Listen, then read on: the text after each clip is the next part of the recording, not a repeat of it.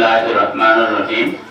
Khalia MS মহিলা দাখিল মাদ্রাসা কর্তৃক আয়োজিত সিরাতুন নবী সাল্লাল্লাহু আলাইহি ওয়াসাল্লাম উপলক্ষে আলোচনা, দোয়া এবং ইসলামী সাংস্কৃতিক অনুষ্ঠানের সম্মানিত সভাপতি অত্র মাদ্রাসার সুপার জনাব মাওলানা আব্দুর রশিদ, উপস্থিত আছেন মাদ্রাসার কার্যনির্বাহী কমিটির সম্মানিত সদস্য জনাব মোহাম্মদ আব্দুল আলিম এবং হাসানুর রহমান, আমাদের মাদ্রাসার সম্মানিত শিক্ষক শিক্ষিকা মন্ডলী এবং আমার স্নেহের ছাত্রছাত্রীরা। দীর্ঘক্ষণ যাবৎ তোমরা আমাদের এই সিরাতুন নবী সাল্লাল্লাহু আলাইহি ওয়াসাল্লাম সম্পর্কে আলোচনা নাচ শুনেছো। তোমরা এখন অপরিচয় হয়ে গেছে আমি বুঝি, তাহলে এত দীর্ঘক্ষণ কোনো জিনিসে মনোযোগ আসে না আমিও জানি। তবে আমরা সুপার সাহেব অবশ্যই একটা প্রস্তাব করে আমার ওখানে বলেছে যে এক সময় আমরা আমাদের এই ছাত্রীদের নিয়ে সপ্তাহে একটা অনুষ্ঠান করতাম, বৃহস্পতিবার বা যে কোনো একদিন, যে সাধারণ জ্ঞান বা এরকম বিষয়ের উপরে সংক্ষিপ্ত আলোচনা, তোমাদের কাছ থেকে জানা, আমাদের কাছ থেকে তোমরা জানবা, খুব একটা মজার অনুষ্ঠান হতো। পরবর্তীতে আমাদের রুম সংকটের কারণে এটা চলমান ছিল না। উনি আবার এরকম একটা প্রস্তাব রেখেছেন যে এখন একটা হল রুম যেহেতু আছে এরকম করা যায় কিনা। আমরা পরবর্তীতে আমাদের শিক্ষকদের সাথে পরামর্শ করে যে সপ্তাহে বা 15 দিন পর পর আমরা সাধারণ জ্ঞানের উপর একটা অনুষ্ঠান করতে পারি কিনা। এগুলো আমাদের পরবর্তী জীবনে সাধারণ জ্ঞান খুবই কার্যকরী, সেটা আমরা পরে তোমাদের জানাবো। যাও এই আলোচনার বিষয়ে রাসূল সাল্লাল্লাহু আলাইহি ওয়াসাল্লামের জীবনী ফারুক শব্দ বলেছেন যে মাসের পর মাস আলোচনা করেও শেষ করা যায় না। এবং তোমরা জানো যে পৃথিবীর সর্বকালের সর্বযুগের সর্বশ্রেষ্ঠ মানুষ হলো মুহাম্মদ সাল্লাল্লাহু আলাইহি ওয়াসাল্লাম।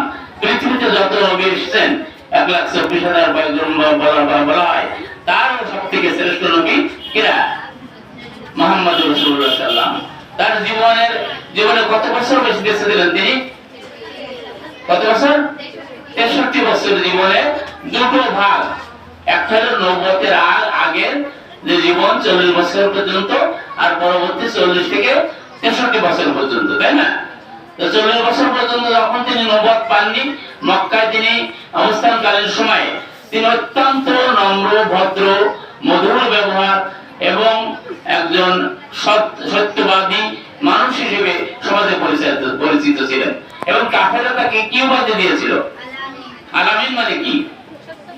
আলামিন মানে বিশ্বাসী। এবং তিনি মানুষের আমানতকে রক্ষা করতেন, তার কাছে টাকা পয়সা, সোনা দানা ইত্যাদি সবাই জমা দিয়ে দিতে, তাই না? এরকম একটা সময়ে যে তোমরা তো শুনেছো যে অন্ধকার যুগ, সেই অন্ধকার যুগে কিন্তু ওনার আবির্ভাব ছিল। তখনও কাবা শরীফ ছিল, তাই না? কাবা শরীফের সংস্কার করার জন্য একটা পরিকল্পনা তৎকালীন কুরাইশরা নিল।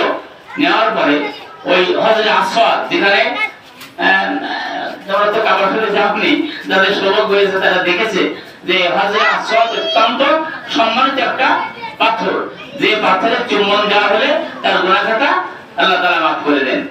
এই পাথরটা যেখানে অবস্থান করা ছিল সেখান থেকে মনে করো দূরে সরে রাখতে হবে, রেখে ওই কাবা শরীফটা আবার নতুন করে তৈরি করতে হবে। এই সরানো নিয়ে কুরাইশদের 4টে গোত্রের ভিতরে গন্ডগোল লেগে গেল। কুরাইশরা বলে যে আমরা হলাম কুরাইশের হাকিমি বংশ, তারা বলতে যে না, আমরা সবচেয়ে শ্রেষ্ঠ, আমরা কাবা শরীফ দেখাশোনা করি, আমরা এই পাথর সরাই রাখবো, আবার এখানে প্রতিস্থাপন করবো। এবার আরেক গোত্র এইভাবে তাদের ভিতরে প্রচন্ড একটা দ্বন্দ্ব সৃষ্টি হয়ে গেল এবং এমনকি মারামারির পর্যায়ে চলে গেল। তখন তার ভিতরে একজন বিজ্ঞ লোক বলে, তোমরা শান্ত হও, আমি একটা সমাধান দিচ্ছি, তোমরা দেখো মানো কিনা। কি? আগামীকাল ভোরে এই কাবা শরীফে যে সর্বপ্রথম আসবে তাকে এই পাথর সরানোর দায়িত্ব দেওয়া হবে। সবাই বললো ঠিক আছে, আলহামদুলিল্লাহ। রাত্রে সবাই পাহারা থাকলো যে কে আসে, মানে যারা ওখানে ছিল ওরা আসলে হবে না, অন্য কে আসে। তখন সবাই এবার দেখে যে একটা লোক আসতেছে ভোরে, নিকটে যখন আসলে স্পষ্ট হলো, দেখলো মুহাম্মদ আলামিন। সবাই তখন চিৎকার করে বলে, তো আমাদের আলামিন, ইনি যে সিদ্ধান্ত দেবেন আমরা সেটা মেনে দেবো। তখন তার কাছে বলা হলো যে আমরা এই সমস্যায় পড়েছি, আপনি এক সমাধান দেন। তখন উনি একটা চিন্তা করে বললেন যে একটা চাদর নিয়ে এসো। চাদর আনলেন, আনার পরে উনি চাদরটা বিছাই দিলেন, দিয়ে ওই হযরত আসওয়াদ পাথরটা উনি নিজে হাতে নিয়ে চাদরের মাঝখানে রাখলেন এবং 4 গোত্রের 4 জন নেতাকে ডাকলেন যে আপনি আসেন, আপনি আসেন, আপনি আসেন। একটা গ্রুপের একটা নেতা যদি আসে, ধরো তোমাদের শিক্ষকদের ভিতরে প্রধান কে? সুবহানাল্লাহ, সুপার যদি একজন সবাই সেটা হয়ে গেল। ওইভাবে চাকরি করতে চারজনই চাদরের চার কোণা ধরে হযরত আসাদ পাথরটা ঘুরে নিয়ে গেল, নিয়ে গেল রাসূল সাল্লাল্লাহু আলাইহি ওয়াসাল্লাম চাদর চেষ্টা নামায় রাখলেন। পরবর্তীতে আবার ওই কাবার সাথে গাতাগাত হয়ে গেলে আবার ওই চাদর বিছিয়ে রাসূল সাল্লাল্লাহু আলাইহি ওয়াসাল্লাম পাথরটা চাদরে রাখলেন আর চার গোত্রের প্রধানকে বললেন তোমরা চার কোণা ধরে ওখানে নিয়ে যাও। নেওয়ার পর উনি আবার যথাস্থানে স্থাপন করলেন। তখন থেকে তার দূরদৃষ্টি, তুমি হয়তো তখন পরিণত বয়স না, অনেক মানে বলেন যে কম বয়স, তার জ্ঞান প্রজ্ঞাতা কত সুন্দর ছিল। পরবর্তীতে নবুয়ত পাওয়ার পরে যখন হেরা পর্বতের গুহায় ওই যে ইকরা বিসমি রাব্বিকাল লাযী এটা নাযিল হলো, নার পরে যখন ধর্ম প্রচার করতে লাগলেন, এই মক্কার লোকেরা যাকে তাকে বিশ্বাস করত, যাকে আলামিন বলতো, তাকে সর্বোত্তম চরিত্রের অধিকারী মনে করত, সবাই তার কথা একবারকে মেনে নিত, তখন তারা তার কি করলো? বিরোধিতা শুরু করলো, তাই না? বিরোধিতার এক পর্যায়ে তাকে হত্যার ষড়যন্ত্র করলো। তোমরা তো জানো, তো সঙ্গে বলছি, হত্যার ষড়যন্ত্র করলে আল্লাহর হুকুমে উনি কি করলেন? উনি মদিনায় হিজরত করার জন্য প্রস্তুত হয়ে গেলেন এবং একদিন চার পাশে ঘর ঘিরে রেখেছে কাফেররা, উনি বিসমিল্লাহ বলে বের হয়ে চলে গেলেন। সঙ্গে কে ছিল? হিজরতের সময় সঙ্গে কে ছিলেন? আবু বকর। তারপর ওনারা যে কোথায় কোন পর্বতের গুহার ভিতরে ছিলেন 3 দিন?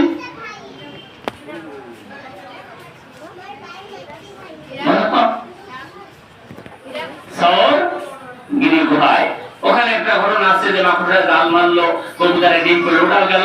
পরবর্তীতে ওনারা 3 দিন পরে যখন বের হয়ে যাচ্ছেন, প্রায় মদিনার উপকণ্ঠে গেছেন, পিছন থেকে সুরাকা এবং বারিদা এই দুইজন সেনাপতি তাদের ঘোড়া নিয়ে ছুটে চলেছে যে রাসূলের শিরস্ত্র, যদিও ঘোষণা ছিল যে মুহাম্মদের মাথা কেটে আনবে তাকে আমরা 100 উট, আবু জাহেল ঘোষণা করেছিল 100 উট দেব।